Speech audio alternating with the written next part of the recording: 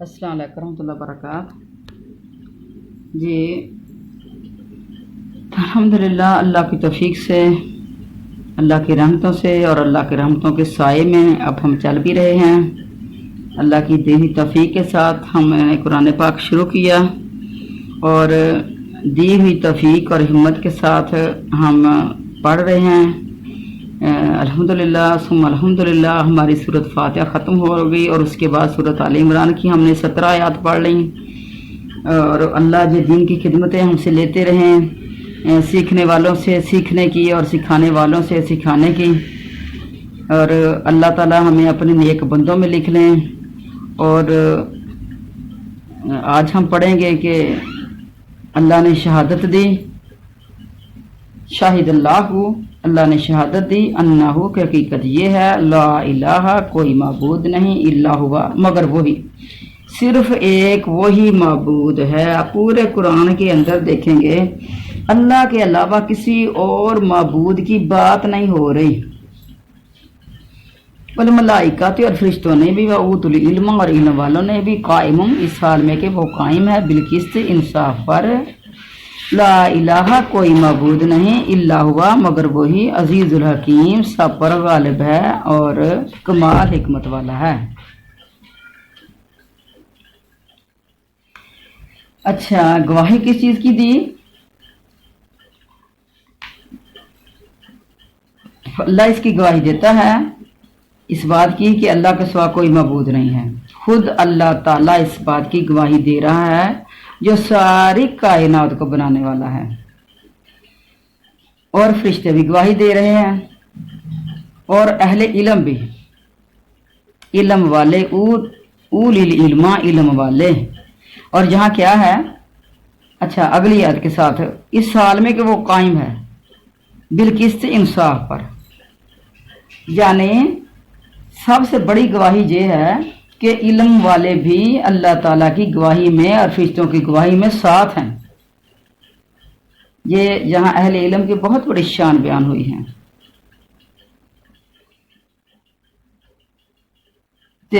پہلے تو اللہ کی اپنی ہی شہادت جو ہے وہی کافی ہے، وہی سب سے سچا گواہ ہے، سب سے زیادہ سچی اور سچی اسی کی بات ہے۔ اس لیے وہ فرماتا ہے کہ تمام مخلوق اس کی غلام ہے اور اس کی پیدا کی ہوئی ہے اور اس کی محتاج ہے، وہ سب سے بے نیاز ہے، الوہیت میں، اللہ ہونے میں وہ یکتا ہے اور لا شریک ہے، اس کے سوا کوئی پوجے جانے کے لائق نہیں ہے۔ جیسے اور جگہ بھی قرآن پاک میں ارشاد ہوتا ہے، لیکن اللہ یشہد بما انزل الیک، یعنی اللہ تعالیٰ، لیکن اللہ تعالیٰ بذریعہ اس کتاب کے جو تیری طرف اپنے علم سے اتار رہا ہے گواہی دے رہا ہے۔ اس کتاب کے ذریعے جو اللہ اپنے علم کے ساتھ اتار رہا ہے وہ گواہی دے رہا ہے، اور فرشتے بھی گواہی دے رہے ہیں۔ تو اپنی شہادت کے اوپر پھر اللہ تعالیٰ فرشتوں کی شہادت پر پھر علماء کی گواہی کو بھی اللہ تعالیٰ ساتھ ملا رہا ہے۔ یہ علماء کی ایک فضیلت ہے، بلکہ خصوصیت قائم کا نصب جہال ہونے کی وجہ سے ہے کہ وہ اللہ ہر وقت ہر حال میں ایسا ہی ہے۔ پھر تاکیداً دوبارہ ارشاد ہوتا ہے کہ معبود حقیقی صرف وہی ہے، تاکیداً کہا گیا، قائم ہے وہ اس حال میں، وہ غالب ہے، عزیز غالب، حکیم حکمت والا، کبریائی والی اس کی بارگاہ ہے، وہ اپنے اقوال میں، افعال میں، شریعت میں، اپنی قدرت میں، اپنی تقدیر میں وہ حکمت والا ہے۔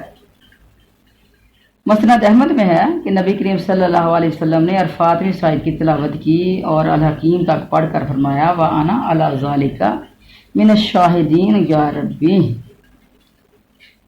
تو اگر یہ آیت مطلب کہ ہو بھی ضعیف بھی ہو، اگر یہ آیت ضعیف بھی ہو تو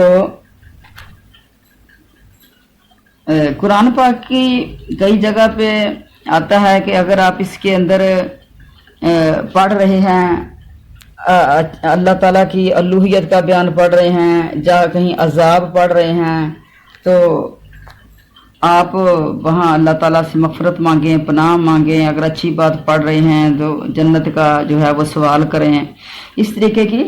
تو یہاں اگر یہ آیت پڑھی ہے تو اگر اس آیت کے اندر، اس حدیث کے اندر اگر کچھ ضعف بھی ہے تو اس کے اندر کوئی غلط بات نہیں ہے۔ اچھا، اگلی آیت کیا ہے؟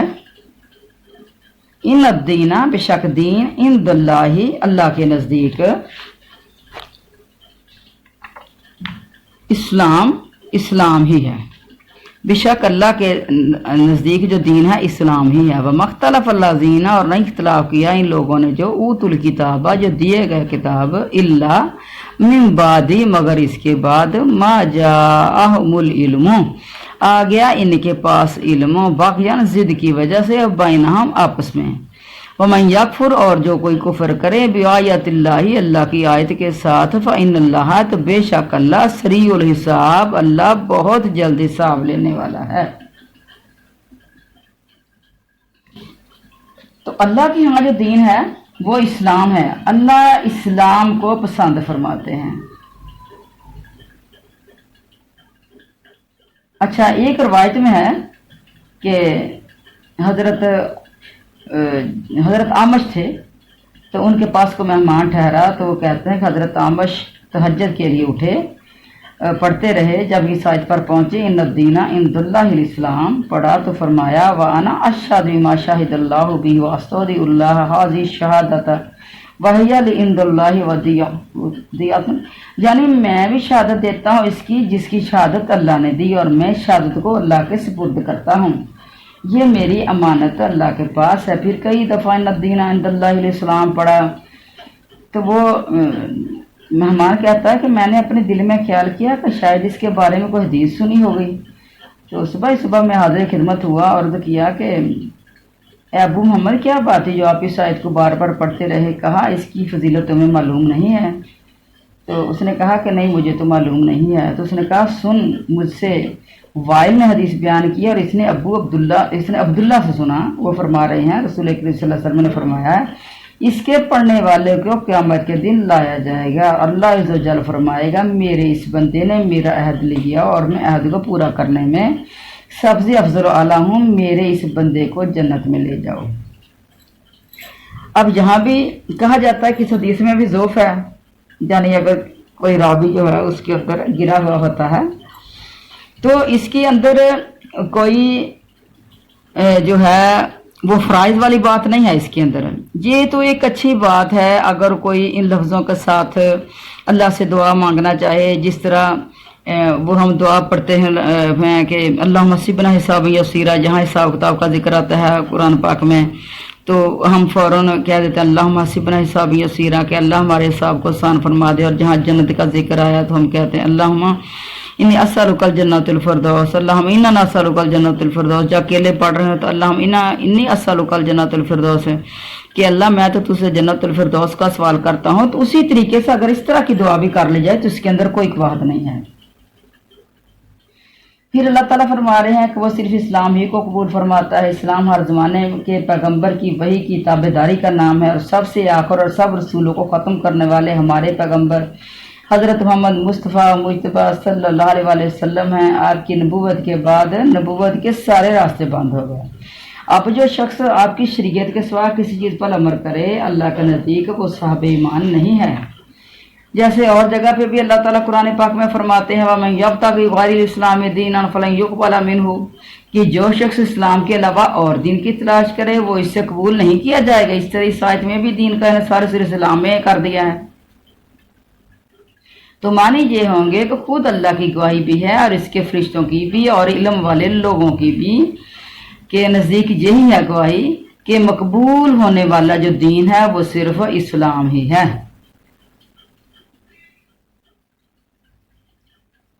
تو پہلی جو کتابیں آئی ہیں یعنی وَمَا اخْتَلَفَ الَّذِينَ، اور نہیں اختلاف کیا ان لوگوں نے جن کو کتاب کی تھی مگر اس کے بعد کہ ان کے پاس علم آ گیا۔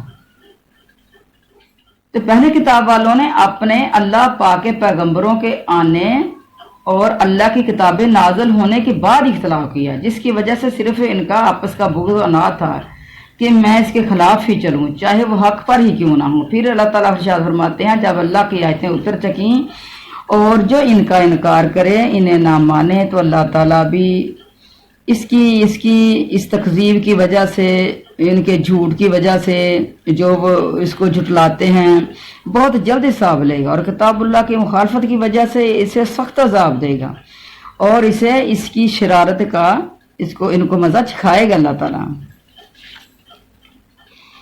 اور اللہ تعالیٰ بہت جلد حساب لینے والا کیا ہوا کہ جو بھی مر جاتا ہے وہ بندہ جو کفر پہ جس کا خاتمہ ہو جاتا ہے، تو جیسے ہی وہ مر گیا تو مرنے کے وقت وہ فرشتے آ جاتے ہیں اس کے سامنے، جو اس کو عذاب سے جان نکلتی ہے۔ اس کی کئی جگہ پہ اس کا ذکر آتا ہے قرآن پاک کے اندر بھی، ان کے منہوں کے پر، ان کے ادبارہ، ان کی پیٹھوں کے اوپر وہ مارتے ہیں، کہتے ہیں کہ چکھو اس عذاب کا مزہ، تو وہی سے اس کو عذاب شروع ہو جاتا ہے۔ اس کے بعد پھر قبر میں، اس کے بعد پھر حشر میں، اور اس کے بعد پھر اس کے مراحل شروع ہو جاتے ہیں فوراً ہی۔ ان کے اس کو مراحل طے کرنے کے لیے کوئی قیامت کے انتظار کی ضرورت نہیں ہوتی۔ فَإِنْ حَاجُّوكَ، پھر اگر وہ تجھ سے جھگڑا کریں، فَقُلْ، تو کہہ دے، أَسْلَمْتُ، میں نے تابع کر دیا، وجہیہ، اپنا چہرہ، للہ، اللہ کے لیے، وَمَنِ اتَّبَعَنِی، اور اس نے بھی جس نے میری اتباع کی، وَقُلْ، اور کہہ دے، للذین، ان لوگوں سے جو اوتوا الکتاب، جو دیے گئے ہیں کتاب، والامیین، اور ان پڑھوں سے، اسلمتم، کیا تم تابع ہو گئے، اسلمتم، تابع ہو جانا یعنی اسلام میں آ جانا، ان، پھر اگر اسلاموں، وہ تابع ہو جائیں، فقد اہتدوا، تو یقیناً وہ ہدایت پا گئے، وان تولوا، اگر وہ پھر جائیں، فانما، تو تیرے ذمہ ہے، علیک، تو تیرے ذمہ ہے صرف بلاغ پہنچا دینا، فَإِنَّمَا عَلَيْكَ الْبَلَاغُ، واللہ، اور اللہ، بصیر بالعباد، اللہ خوب دیکھنے والا ہے، عباد، عبد کی جمع عباد، بندوں کو۔ اگر جو لوگ تجھ سے توحید باری تعالیٰ کے بارے میں جھگڑے ہیں تو کہہ دو کہ میں تو خالص اللہ ہی کی عبادت کروں گا، جس کا نہ کوئی شریک ہے، نہ اس جیسا کوئی اور ہے، نہ اس کی کوئی اولاد ہے، نہ بیوی ہے، اور جو بھی میرے امتی ہیں، میرے دین پر ہیں، ان سب کا بھی یہی قول ہے۔ اور اللہ تعالیٰ فرماتے ہیں قُلْ هَٰذِهِ سَبِيلِي أَدْعُو إِلَى اللَّهِ عَلَىٰ بَصِيرَةٍ أَنَا وَمَنِ اتَّبَعَنِی، اللہ تعالیٰ فرماتے ہیں کہ یعنی میری راہ یہی ہے، میں خوب سوچ سمجھ کر دیکھ بھال کر تمہیں اللہ کی طرف بلا رہا ہوں۔ یعنی نبی سے کہا گیا کہ آپ کے قُلْ هَٰذِهِ، کہہ دے کہ آپ کہہ دیں لوگوں سے کہ میری ہے یہ راہ، دیکھ بھال کر تمہیں اللہ کی طرف بلا رہا ہوں، میں بھی اور میرے تابع دار بھی، یعنی دین اسلام کو ماننے والے، ان کی بھی یہی دعوت ہے، وہ بھی سب یہی دعوت دے رہے ہیں۔ پھر اللہ تعالیٰ حکم فرما رہے ہیں کہ اے نبی، یہود و نصارہ جن کے ہاتھوں میں اللہ کی کتاب ہے، مشرکین سے جو ان پڑھ ہیں، کہہ دو تم سب کو کہ تم سب کی ہدایت اسلام میں ہی ہے، اگر یہ نہ مانے تو کوئی بات نہیں، آپ اپنا فرض تبلیغ ادا کر چکے ہیں، اللہ خود ان سے سمجھ لے گا، خود ان سے پوچھ لے گا، ان سب کو لوٹ کر اسی کے پاس جانا ہے، وہ جسے چاہے سیدھا راستہ دکھا دے، جسے چاہے گمراہ کر دے، اپنے حکم کو تو وہی خوب ہی جانتا ہے، اس کی حجت پوری ہو کر ہی رہتی ہے، اس کی اپنے بندوں پر نظر ہے، اسے خوب معلوم ہے کہ ہدایت کا مستحق کون ہے اور کون ضلالت کا مستحق ہے، اس سے کوئی باز پرس نہیں کر سکتا۔ اس کے علاوہ دوسری آیتوں میں بھی صاف صراحت موجود ہے کہ نبی کریم صلی اللہ علیہ وسلم تمام مخلوق کی طرف اللہ کے نبی بن کر آئے ہیں، اور خود آپ کے دین کے احکام بھی اس پر دلالت کرتے ہیں۔ کتاب السنت میں بہت سی آیتیں اور بہت سی حدیثیں اس مفہوم کی ہیں۔ قرآن پاک میں ایک اور بھی جگہ ہے، یا ایھا الناس انی رسول اللہ علیکم جمیعا، لوگوں میں تم سب کی طرف اللہ کا رسول ہوں، صلی اللہ علیہ وآلہ وسلم۔ اور آیت میں ہے، تبارک الذی نزل الفرقان علی عبدہ لیکون للعالمین نذیرا، با برکت ہے وہ اللہ جس نے اپنے بندے پر قرآن نازل فرمایا۔ اب بار بار قرآن پاک کے اندر تذکرہ یہی ہوتا ہے، بندے پر قرآن اترا ہے، اور آج اگر کسی سے کہہ دیں تو گریبان پھاڑنے کے لیے آ جاتے ہیں، کہتے ہیں کہ تو نے نبی کو بندہ کیوں کہہ دیا؟ اچھا تو کیوں اتارا؟ تاکہ وہ تمام دنیا والوں کے لیے تنبیہ کرنے والا، روکنے والا ان کو بن جائے۔ تنبیہ کا مطلب ہوتا ہے کہ یہ کام کرو تو یہ ملے گا، اور یہ کرو تو اس کے معاوضے میں یہ ملے گا۔ बुखारी मुस्लिम वगैरह में भी कई वाक़यात से तवातर के साथ ये चीज़ साबित है कि नबी करीम सल्लल्लाहु अलैहि वसल्लम ने अरब व अजम के तमाम बादशाहों को और दूसरे अतराफ के लोगों को खतूत भिजवाए थे जिनमें इन्हें अल्लाह की तरफ आने की दावत दी, ख्वाह वो अरब हों, अजम हों, अहले किताब मज़हब वाले हों। और इस तरह आपने तबलीग के फ़र्ज़ को तमाम कमाल तक पहुँचा दिया। कोई अरबी ज़बान का हो, कोई दूसरी ज़बान जिनकी इब्रानी थी, दूसरी ज़बानें थी, तो सबको खत लिखे थे उनकी ज़बानों में कि मैं अल्लाह का नबी हूँ और तुम सिरात मुस्तकीम पे आ जाओ, मुझे नबी मान लो, हदायत पा जाओगे। हज़रत अबू हुरैरा से भी रिवायत है कि नबी करीम सल्लल्लाहु अलैहि वसल्लम ने फरमाया, इस अल्लाह की कसम जिसके हाथ में मेरी जान है, इस उम्मत में से जिस किसी के कान में मेरी निस्बत की आवाज़ पहुँचे और वो मेरी लाई हुई चीज़ पर ईमान ना लाए, खा वो यहूदी हो खा नसरानी हो, मगर मुझ पर ईमान लाए बगैर मर जाएगा तो कतन जहन्नमी है। ये सही मुस्लिम की हदीस है। मुस्लिम शरीफ में भी है, ये भी हदीस मरवी है कि हज़रत सल्लल्लाहु अलैहि वसल्लम का ये भी फरमान है कि मैं एक सुर्ख व स्याह की तरफ अल्लाह का नबी बनाकर भेजा गया हूँ, सब इंसानों की तरफ। एक और हदीस में भी है कि हर नबी सिर्फ अपने कौम की तरफ भेजा जाता रहा और मैं तमाम इंसानों के लिए नबी बनाकर भेजा गया हूँ। एक और हदीस में है कि हजरत अनस मरवी है हदीस है कि एक यहूदी लड़का जो नबी करीम सल्लल्लाहु अलैहि वसल्लम के लिए वजू का पानी रखा करता था, जूतियां लाकर रख देता था, वो बीमार पड़ गया। हजरत सल्लल्लाहु अलैहि वसल्लम इसकी बीमार कुर्सी के लिए तशरीफ लाए। इस वक्त इसका बाप इसके सराहने बैठा हुआ था। आपने फरमाया, ए फलां, उस लड़के का नाम लेकर कहा, ला इलाहा इल्लल्लाह कह। इसने अपने बाप की तरफ देखा और बाप को खामोश देखकर खुद भी खामोश हो गया। हुज़ूर सल्लल्लाहु अलैहि वसल्लम ने दोबारा यही फरमाया। इसने फिर अपने बाप की तरफ देखा। बाप ने कहा, अब्बुल कासिम की बात मान ले। बस इस बच्चे ने कहा, अशहदु अल्ला इलाहा इल्लल्लाह व अन्नका रसूलुल्लाह। तो नबी करीम सल्लल्लाहु अलैहि वसल्लम वहाँ से ये फरमाते उठे कि अल्लाह का शुक्र है जिसने मेरी वजह से इसे जहन्नम से बचा लिया। यानी ये कहा और उसकी रूह जो है वो परवाज़ कर गई। तो इसके अलावा और भी हदीसें हैं, बहुत सारी कुरान की आयतें भी हैं इस बात के बाबत में कि हमारे नबी पूरी दुनिया के ऊपर नबी बनकर आए हैं। कुल्लुहुम, जितने भी इंसान, तमाम इंसानों की तरफ नबी बनकर आए हैं। इन्नल्लज़ीना यकफुरूना, अब आगे चलते हैं। बेशक वो लोग जो यकफुरूना कुफर करते हैं बिआयतिल्लाही, अल्लाह की आयत के साथ, व यक़तुलून नबिय्यिना, और कत्ल करते हैं नबियों को बिगैर हक़्क़िन, बगैर हक के, व यक़तुलूना, और कत्ल करते हैं अल्लाज़ीना, इन लोगों को यअमुरूना, जो हुक्म देते हैं बिलकिस्त, इंसाफ का, मिनन्नास, लोगों में से, फबश्शिरहुम, तो खुशखबरी दे दे इन्हें भी अज़ाबिन अलीम, दर्दनाक अज़ाब की। अस्तग़फिरुल्लाह। उलाइक अल्लाज़ीना, यही वो लोग हैं, हाबितत, ज़ाया हो गए, अमालुहुम, इनके अमाल, फिर दुनिया वल आखिरा, दुनिया और आखिरत में, व मालहुम, और नहीं है इनके लिए, मिन नासिरीन, कोई मदद करने वाला। ये नबियों को कत्ल करने वाले, जो लोग अल्लाह के आयतों से कुफर करते हैं और नाहक नबियों को कत्ल कर डालते हैं, और जो लोग अदल इंसाफ की बात कहें इनको भी कत्ल कर डालते हैं। तो ए नबी, इन्हें दर्दनाक अज़ाबों की खबर दे दी। इनकी अमाल दुनिया और आखिरत में गारत हो गए, ज़ाया हो गए, उनका कोई मददगार नहीं है। तो अंबिया के कातिल जो बनी इसराइल हैं, यहाँ इन अहले किताब की मजम्मत बयान हो रही है जो गुनाह और हराम कारी करते रहते थे और अल्लाह की पहली और बाद की बातों को जिसने अपने रसूलों के जरिए पहुंचाई जुटलाते रहते थे। जो उनकी किताबों में आई वो भी जुटा रहे थे और जो हमारे नबी लेके वो भी जुटा रहे थे। इतना ही नहीं बल्कि पैगंबरों को मार डालते, बल्कि इस कदर सरकश थे कि जो लोग इन्हें अदल इंसाफ की बात कहें इन्हें भी बेदरे कत्ल कर दिया करते थे। हदीस में है कि हक को ना मानना और हक वालों को जलील जानना यही गुरूर और तकब्बुर है। तो आज भी यही होता है, हक वाले बंदे को बड़ा जलील किया जाता है, उसकी बात कोई भी नहीं सुनता, ना कोई थाने सुनते हैं, ना कोई कचहरियां सुनती हैं, ना कोई अदालतें सुनती हैं, और वो बेचारा जलील हो के ही मर जाता है। मसनद अबू हातिम में है कि हजरत अबू बैदा बिन जराह ने रसूल करीम सल्लल्लाहु अलैहि वसल्लम से पूछा कि सबसे ज्यादा सख्त अजाब किसे होगा।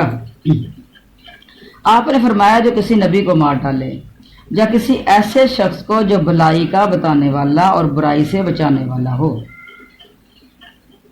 तो आज जितने भी लोग हैं یہ پہلے آپ نے جو میڈیا پہ سنا ہوگا، یہ میرے خیال میں یہ عید الاضحیٰ کا واقعہ ہے کہ وہاں بات ہوئی کہ غیر اللہ کے نام پہ یہ دینا جائز ہے، تو مولوی صاحب نے کہہ دیا جائز ہے، تو کسی بندہ عالم تھا اس نے کہہ دیا کہ نہیں، اللہ کے علاوہ کسی کے نام پہ کوئی چیز نہیں دینی، اور یوں ہی وہ باہر نکلا ہے عیدگاہ سے، یہ میڈیا کے اوپر آئی ہوئی تھی یہ بات ہے، یوں ہی وہ باہر نکلا عیدگاہ سے تو اسے قتل، دونوں بھائیوں کو قتل کر دیا، دو بھائی اکٹھے قتل کر دیے۔ تو آج بھی یہی چیز ہے کہ جو حق کی بات کرتا ہے اس کو تو فوراً ہی آج بھی مار ڈالتے ہیں۔ نبی کریم صلی اللہ علیہ وسلم نے اس آیت کی تلاوت فرمائی اور فرمایا ہے، ابو عبیدہ بن اسرائیل نے 43 نبیوں کو دن کے اول حصے میں ایک ہی ساتھ میں قتل کیا، ایک ہی گھڑی میں، 7 گھڑی کے کہتے ہیں۔ پھر 170 بنو اسرائیل کے وہ ایماندار جو انہیں روکنے کے لیے کھڑے ہوئے، 170، اور انہیں بھلائی کا حکم دے رہے تھے اور برائی سے روک رہے تھے، ان سب کو اس دن کے آخری حصے میں قتل کر دیا۔ اللہ تعالیٰ اس آیت میں انہی لوگوں کا ذکر فرما رہے ہیں۔ حضرت عبداللہ بن مسعود فرماتے ہیں کہ بنی اسرائیل نے 300 نبیوں کو دن کے شروع میں قتل کیا، یعنی مختلف احادیث مختلف صحابہ کرام سے آ رہی ہیں، اور دن کے 300 نبیوں کو دن کے شروع میں قتل کیا اور شام کو سبزیاں بیچنے بیٹھ گئے وہ۔ پس ان لوگوں کی اس کی سرکشی، تکبر و خود پسندی نے انہیں ذلیل کر دی ہے۔ کس چیز نے ذلیل کیا؟ سرکش تھے، خود تکبر تھا ان کے اندر، خود پسندی تھی، جو بات ان کو اچھی لگتی بس وہ حق ہے، جو اچھی نہیں لگی وہ حق ہی نہیں۔ تو آج بھی یہی حال ہے، مسلمانوں کا یہی حال ہے۔ اگر ان کو کسی برائی سے روک دیں تو کہتے ہیں کہ جاؤ تم اپنا کام کرو، ہم اپنا کر رہے ہیں، اور اس طریقے سے وہ سر کو ہلاتے ہوئے، اچکاتے ہوئے کندھوں کو وہ پرے ہو جاتے ہیں اور کہتے ہیں کہ آپ کو زیادہ نہیں دین کا پتہ، ہمیں بھی پتہ ہے، ہم بھی مسلمان ہیں۔ دراصل ہم مسلمان تو کہلانا چاہتے ہیں لیکن اسلام کو نہیں اپنانا چاہتے، یعنی مسلمان لفظ سے ہمیں محبت ہے بس، کہ ہمیں کوئی اور نہ کوئی لفظ بول دے، کوئی یہودی نہ بولے، کوئی عیسائی نہ بولے، کوئی مجوسی نہ بول دے، کوئی ہندو نہ بول دے، وہ لفظ ہمیں اچھے نہیں لگتے۔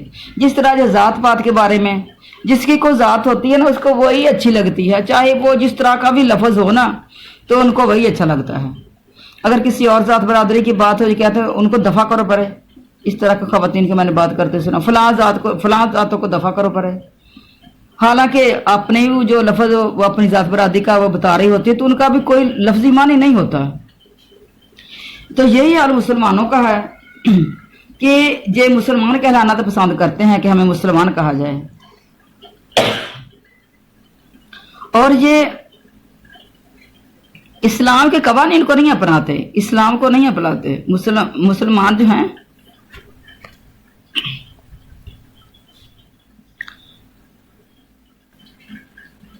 مسلمان جو ہیں یہ نہ صرف مسلمان کہلانا پسند کرتے ہیں اور بس، اسلامی قوانین سے ان کو تکلیف ہے، اسلامی باتوں سے ان کو تکلیف ہے، اور اسلام کے جو بھی کرنے والے کام ہیں کسی ایک کو بھی نہیں مانتے۔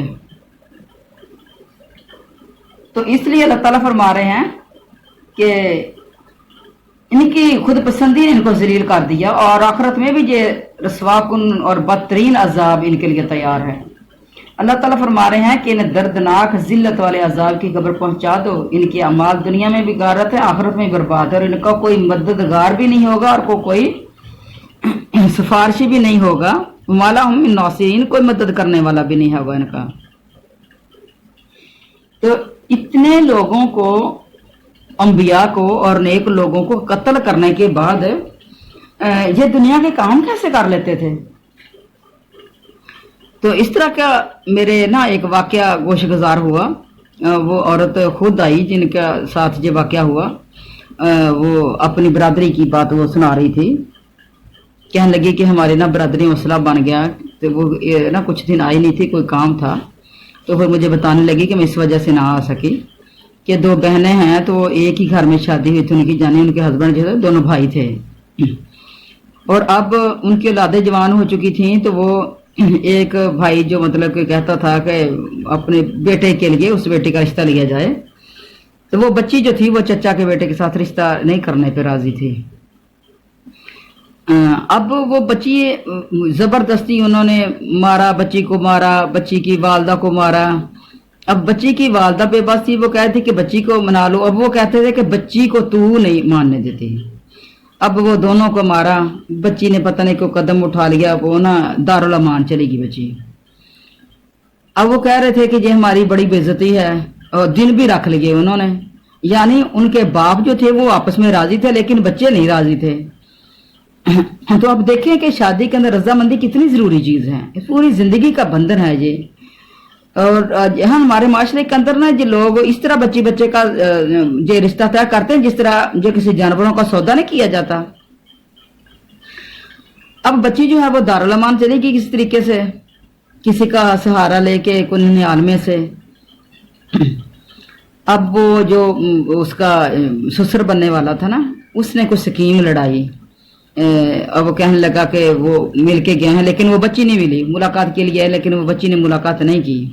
अब घर में जाके कहता है कि वो बच्ची कहती है कि मेरी अगर वालदा आए तो मैं मान भी जाऊंगी और मैं मुलाकात भी करूंगी। चलो बच्चे की वालदा जो थी वो मान नहीं रही थी, कहने आप सारे गए हैं तो आपसे जब नहीं मानी तो मेरे से क्या मानेगी। तो कहने लगे कि बड़ा बुरगला के, बड़ा बहला फुसला के, बस आपके केली की जरूरत है, बस आप मेरे साथ चलें। बहला फुसला के उसे ले गया। रास्ते में जिस जगह वीरान सी जगह आई तो उस को यानी भाभी को कत्ल कर दिया उसने।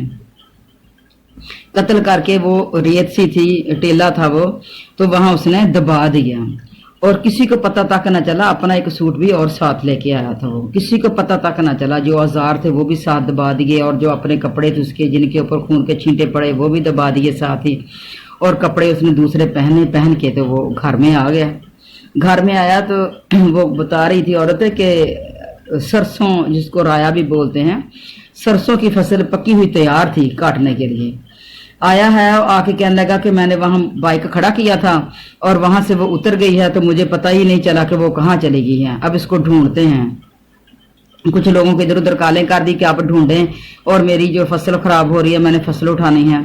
और पूरा महीना वो फसल भी उठाई उसने, बेची भी, लेकिन किसी को घर के अंदर भिनक तक नहीं लगने दी उसने। चलो वो ढूंढ रहे हैं, वो मिल नहीं रही, ढूंढ रहे हैं, बस इसी तरह करते करते वो अल्लाह का करना ऐसा हो किस तरीके से ना वहां से भिनक निकल आई जहां लाश पड़ी हुई थी। वहां से भिनक निकली और लाश जो है वो निकाली और लोगों को इधर उधर बताया। लाश स्मेल मार गई थी, गर्मी थी, एक रेतला टिब्बे वगैरह थे। अब लाश तो चलो पहचानी गई तो फिर अब जो है वो पकड़ा भी गया कि किसके साथ गई थी और यहाँ है। और वो औजार वगैरह भी जो घर के थे कुछ लेके गया तो वो भी पहचाने गया कि ये इसी घर के हैं, और पहचाना गया। फिर वो मान भी गया और वो उसको पकड़ के फिर वो जेल में भी दे दिया गया। तो साल के बाद मुझे फिर दोबारा मुलाकात हुई तो मैंने पूछा था, मैंने कहा क्या बना, तो कह रही थी कि अभी तो उधर ही है, जेल में भी है और कुछ भी नहीं बन सका। तो मैं कह रही थी कि जहां अब मैंने हदीस के अंदर पढ़ा ना, ये हदीस पढ़ी कि वो इतने लोगों को कत्ल करने के बाद वो अपने कारोबार भी कर रहे थे, आके है अपनी सब्जी बेचनी शुरू कर देते थे, अपना कामकाज भी कर रहे थे। वो इनके दिल के ऊपर बिल्कुल कोई असर नहीं था कि हमने कितना बड़ा काम किया है ये।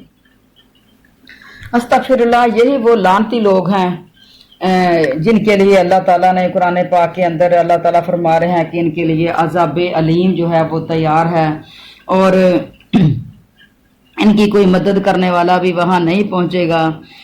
तो हमें दुनिया के अंदर आके इस तरह की जिद और हठ धर्मी से अपने आप को पाक रखना चाहिए, सिरात मुस्तकीम की ही दावत देनी चाहिए, और जो काम खुद को अच्छा लगे तो आप कर लिया करें। अगर आपको अच्छा लग रहा है लेकिन वो दूसरे को अच्छा नहीं लग रहा है तो इसका मतलब ये नहीं कि हमने ज़बरदस्ती वो अपनी मर्जी उनके ऊपर ठोंसनी है।